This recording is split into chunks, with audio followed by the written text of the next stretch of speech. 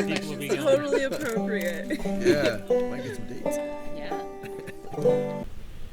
Hey everybody, Jamie here. We're here working on Tamara's schoolie in beautiful Utah. This is called Saratoga Springs, and I just want to show you the sun's not going to be perfect for this, but I want you to see again, if you haven't watched some of the other videos, this is Utah Lake behind me with the snow-capped mountains rising up in the distance. Just a beautiful place for a setting to do this van build for Tamara. I call it a van build even though it's a schoolie. And while we were here, Justin shows up to pitch in, and he has a device that he uses to keep his dog cool in the summertime. And it's June right now. The summer temperatures are starting to come on here in the northern hemisphere, and what better time to show you guys a affordable example. If you're just a little bit handy, or you don't have to be handy, you could have a friend that's handy and show them this video, and for not that much money put together a little gizmo to have in your van to keep your dog cool.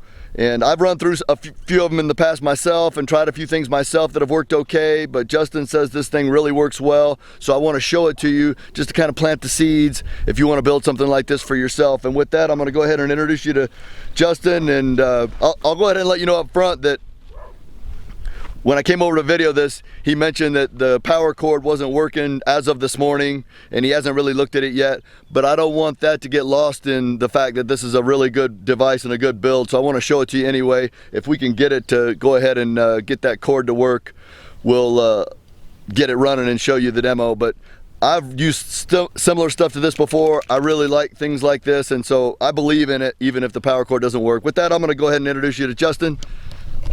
What's up, buddy? Hello YouTube.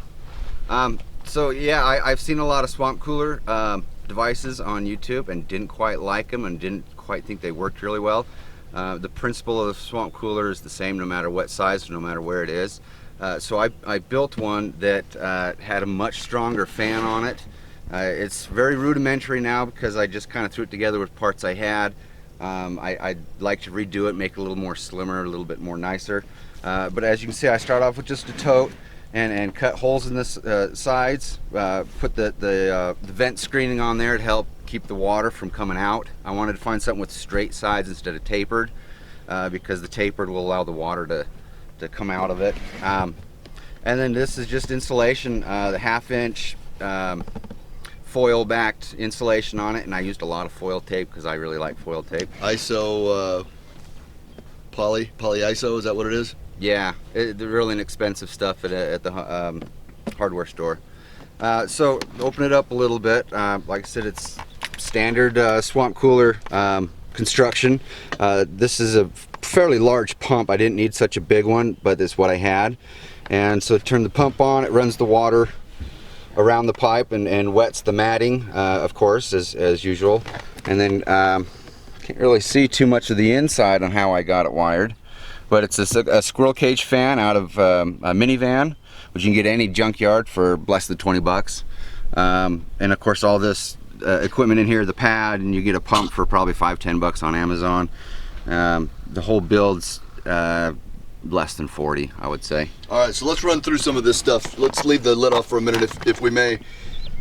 What you've done is you've taken a tote, you've cut a hole in the side. You could use a razor knife if that's all you had. Where did you get this metal vent right here? At Home Depot. So it's a hardware store. I'm trying to think of where I don't remember where it's supposed to go, but it's got louvers in it, and then of course the screened part on it just got out of the ducting section of Home Depot. So the duct section where they'd have heat ducts and things like that. Yep. You go and you pick that up, and then where do you get this spongy stuff here? This is the kind of nicer stuff, and I know in the south east and in the easter they don't really do swamp coolers, so it's really harder to find this stuff.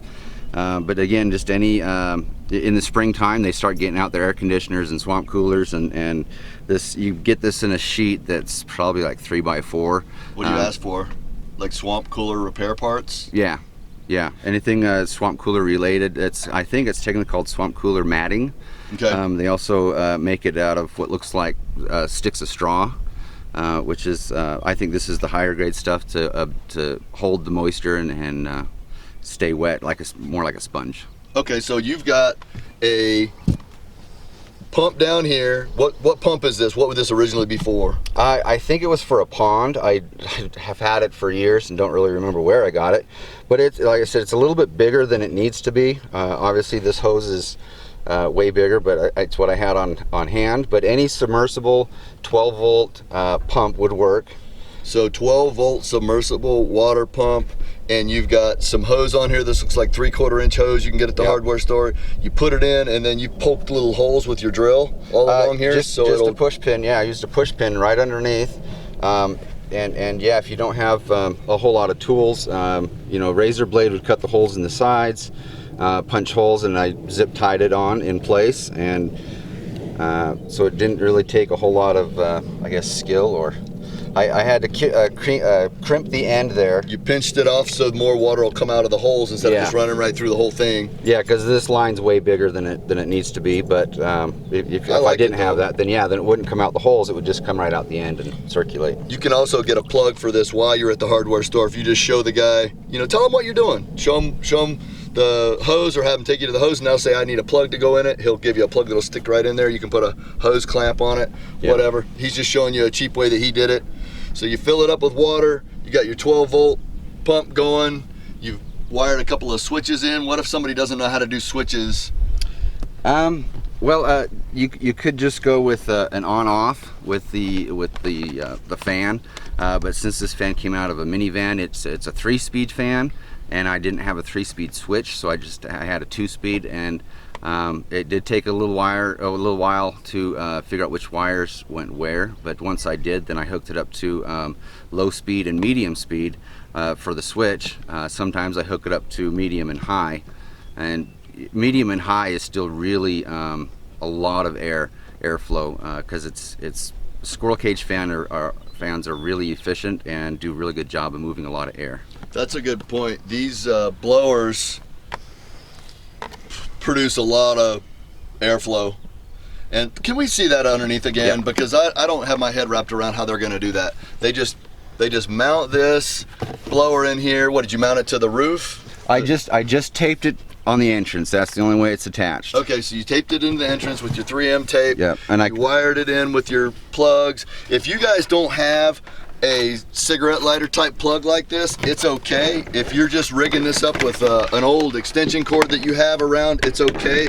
All you would want to do is take your hot side and put a 15 amp fuse in line on the hot side and wire it straight into your coach batteries, which are the batteries that you have inside your vehicle. You really don't want to hook it up to your car battery because you'll wear the battery down, even though this is probably a reasonably low draw. How do you determine which side is positive and which side is negative if you were to cut this off?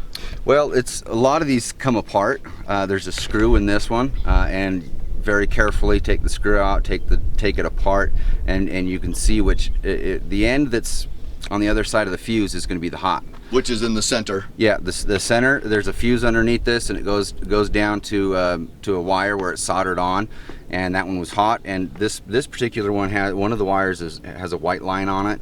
That's supposed to indicate one or the other, and I don't really remember which is which. That's fine. So I'd have to take it apart again. But going into any thrift store, in their electronics department, a lot of times you can get these kind of cords on another device and then just cut them off and put it on whatever you want. That's how I got this really long one, was off another 12 volt device that the device didn't work anymore. We should also mention that this is North America. We're filming this. The wiring could be different in Australia or Europe.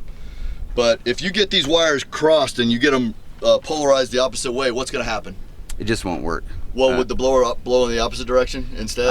No, it just doesn't work. Some DC motors will just spin in the opposite direction.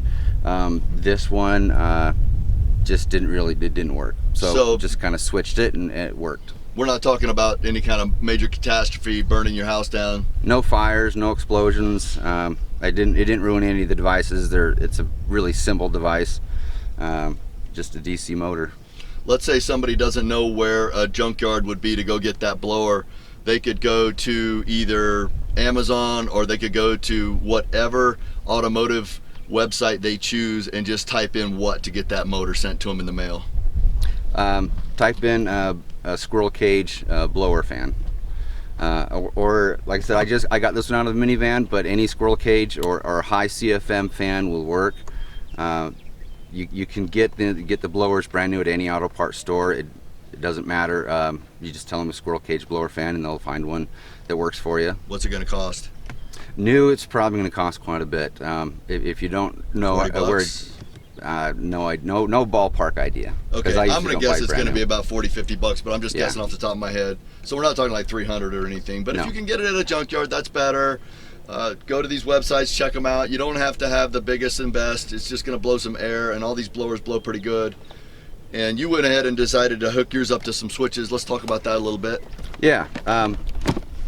I think the key to a successful swamp cooler is airflow, and that's why I went with such a high-powered fan and large vents and lots of water. So I put down 2 switches like any standard swamp cooler. The first switch goes to the pump to turn it on and off, and the second switch is down is 1 speed and all the way up is the second, and in the middle is off. Sometimes we'll run it without the pump just to get some really good airflow moving it in the van, and it still draws the air in from the sides, which not only filters the air that's inside your van or vehicle, but it still kind of runs it across the water that's in there, so it's slightly cooler than just a plain fan moving air. And then once you turn on the pump, of course, you turn the fan off, let the pads get soaked wet. You want them as wet as possible, and then when you turn the fan on, it draws the air through it.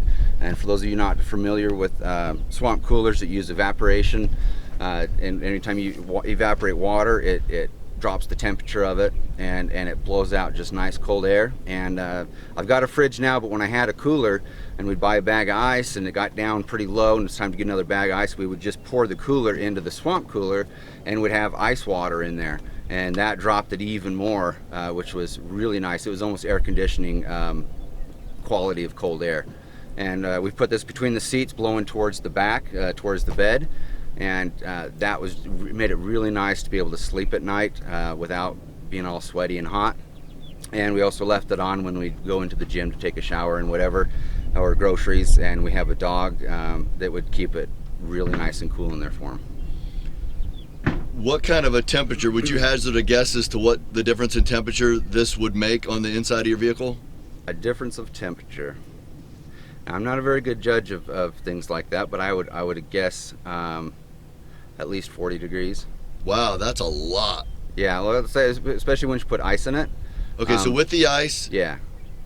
And also, it should be noted that when you hook this up and leave your dog inside of it, you've got all your windows open for ventilation. You've got all your windows blocked with reflectics and curtains and things. You're putting a lot of things in your favor other than just turning this on as the cure-all. We definitely want to keep our windows open when there's pets on the inside. Yeah. You got to get the fresh air in there. But the benefit, I think, to this swamp cooler versus a standard swamp cooler, the standard swamp cooler will pull the air in from the outside, which is already hot, and then try to cool it down and put it inside. And in that case, you have to have a window open so the air can escape that's coming in. But this uses the air that's already in there. We have a ceiling fan, a ceiling vent that we would just leave open, of course, to let the hot air just escape and let the cool air fill up the bottom and go up from there. We could leave our windows up just a little bit more. Our dog would tend to jump out if they were too far down. He has separation anxiety, so we can't leave them all the way down as much as we'd like to. But it does keep it really cool. There's been a lot of people real surprised how cool it is inside. Yes, we put the reflectics up in the windshield. The windshield in the front cab is probably going to be the hottest part of the vehicle through all that glass letting the sun in. So it's worked really well and saved our butts. What would you say the time period of putting a bag of ice in there as much as you could fit would give you to be able to go for, say, a hike? So let's say you're in Moab or you're in a really hot climate, you want to go visit the arches, you go for a hike, and you know it's going to be hot, so you go ahead and ahead of time get a bag of ice, put it inside there as much that'll fit. What would you feel comfortable being the time period that you could be away from your vehicle with your dog on the inside with this thing running with the ice in it? At least a day. Really? Yeah. The whole day, huh? I mean, by the end of the day, and it totally depends on ambient temperature, of course, but by the end of the day, there'd be really small chunks of ice, and most of it would be gone, but the water itself would still be cool because it recirculates the cold water on itself, and once it kind of cools the inside air of the vehicle, then it's not having to fight with bringing the hot air in from outside to cool it, and then put the air inside. So that's also a key part of, I think, is that it recirculates the air that's inside, and helps it last longer. I think it's also important to note that you have a white roof which reflects the heat. Yeah. And you've got some solar panels on some of it, and you've got a vent venting out the heat right out of the top. Is there a fan in that vent? Yep, it's a fantastic fan, and we have it on exhaust most of the time to obviously draw the hot air out. And I used appliance paint on the roof, so it's an enamel and an epoxy. The white obviously to reflect the color, and I think the enamel and epoxy helps as well. What we're talking about here is an entire recipe of making your van cool for your pet, and this swamp cooler just acts as one of the major components. Yep. There's definitely a lot of factors involved. Unless you want to just get an air conditioner, put it in the back window, and run a generator, which it works for a lot of people, but it didn't quite work for the way we have ours set up. So this is a really good alternative, and it's also quite a bit cheaper and quieter than running a generator or AC. What size of a coach battery would you need on the inside for something like this? That I'm not really sure. I have two 6-volt batteries and a 100-watt solar panel, and that's been all that I've ever need to run everything I've ever wanted. Minimal batteries. Yeah. Okay, there you have it. At this point, I'm going to go ahead and thanks you guys for watching. I'll see if I can find some of those components on Amazon and put them in the notes down below. And if I come back, that means we were able to get it running. But I want to go ahead and put a bow on this. Hopefully this helps you guys and understand that it is just one component of an overall picture. Try to park underneath trees in the shade, a white roof with solar panels to act as a heat exchange, keeping those windows down, yet Reflectix in all the windows. It all comes into play. But I've really seen the difference that these swamp coolers can make, and I've never seen one like this. I think that without even seeing it run, it's going to be super legit because I know the power of these blowers. With that, we'll thank you for watching and see you on the next upload. We'll have more stuff of Tamara's van build coming real soon. Thanks a lot. See ya. Okay. Lo and behold, Justin plugs it right in and it powers right up. So maybe there was just a loose connection. One thing about these sockets is if it's at all loose with the plug, you're not going to get very good performance, and it's going to heat up inside the socket. But there you have it. You plugged it in. Let's see it. Turn that on. You hear it gurgling, and water's coming down over the mats, soaking them down. Not all the pinholes are lined up, obviously, but I think it's best to turn on the pump first for a while, like I was saying earlier, to get the mats nice and soaking wet. And like then to note that it's quiet.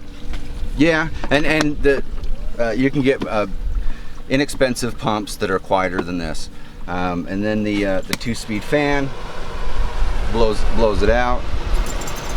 There's an awful lot of air coming out of there. And that's just the medium, and the high just is phenomenal. But of course it draws a little more power to have it on high. If you go on Amazon and buy one of these pre-made, that's definitely an option. They're a lot more expensive. They're going to run about, I think the cheapest I saw them for was $180. And the footprint that they take up, I think, is a little bit bigger. They're not as robust. Well, I'm going to lower the profile on this a little bit more so I can stick it in this cubby behind it. Okay. But this was just some arbitrary size that I had made, and it just happened to be the right height between the seats for the armrest. So it made a nice table across the armrest and something to put our stuff on. And that's also why I have a lot of foil tape on here, because the insulation is fairly soft. If somebody was inclined, they could just make that with wood. Yep. Well, very cool. Thank you for showing how you keep your dog cool in the summer. I think a lot of people are going to benefit from this. Thank you. All right, man. Talk to you later.